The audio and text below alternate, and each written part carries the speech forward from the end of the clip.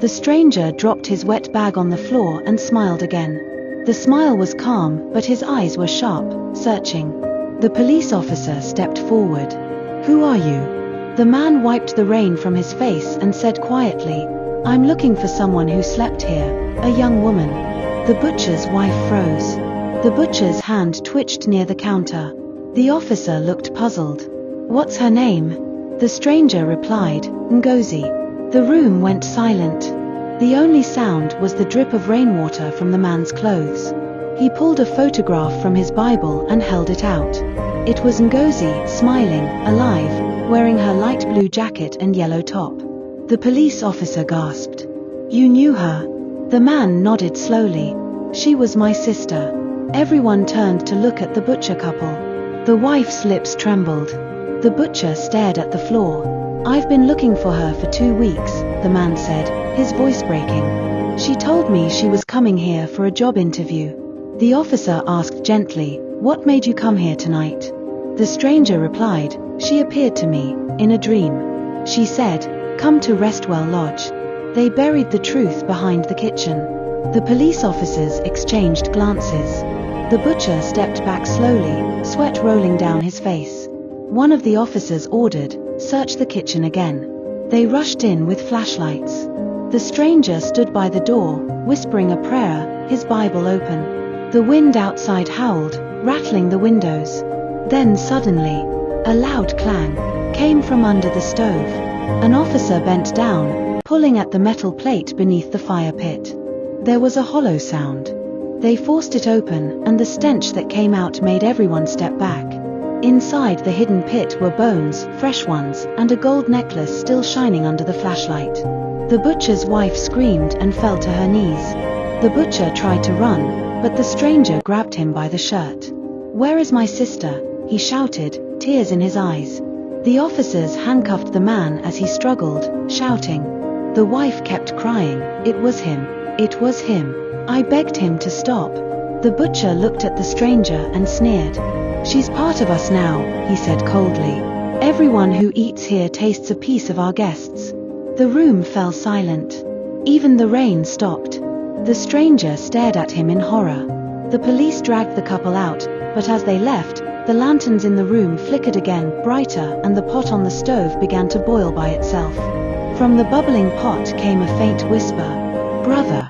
The stranger turned slowly toward the stove, his face pale. The yellow fabric under the pot started to move as if something alive was breathing beneath it. He dropped his Bible. And in that moment, the lights went out. 3 days after the arrest, Restwell Lodge was locked up. The police sealed it, warning everyone to stay away. But in the village, people whispered that the lodge wasn't quiet anymore. Every night, light came on by itself.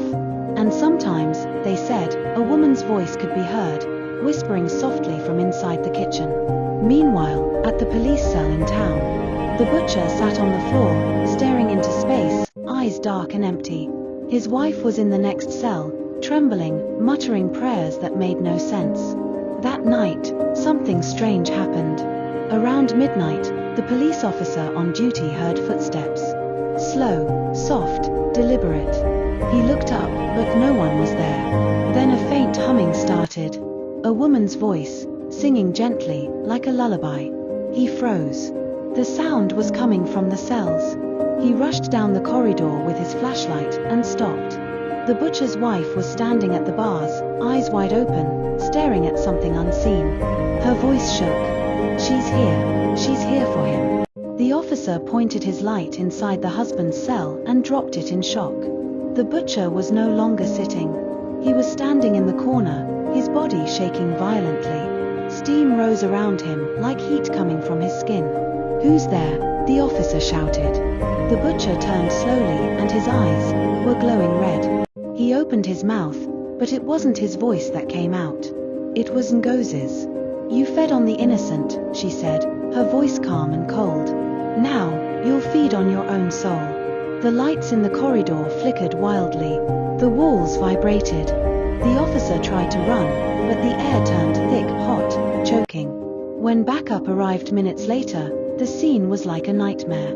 The butcher lay on the ground, lifeless, his skin burnt as if cooked from the inside. His wife sat frozen, whispering, "She came back, she came back." The next morning, the police returned to Restwell Lodge. They wanted to move everything out before demolishing it. But when they opened the kitchen door, something caught their eyes. The pot was boiling, on its own. No fire beneath it. Steam filled the air, and the same yellow cloth floated on top, glowing faintly. A Bible lay beside it on the floor, the one Ngozi's brother carried. And written on the wall, in dripping red letters, were 4 chilling words. "Rest well, Ngozi here." The officers fled and sealed the building for good. No one ever entered again.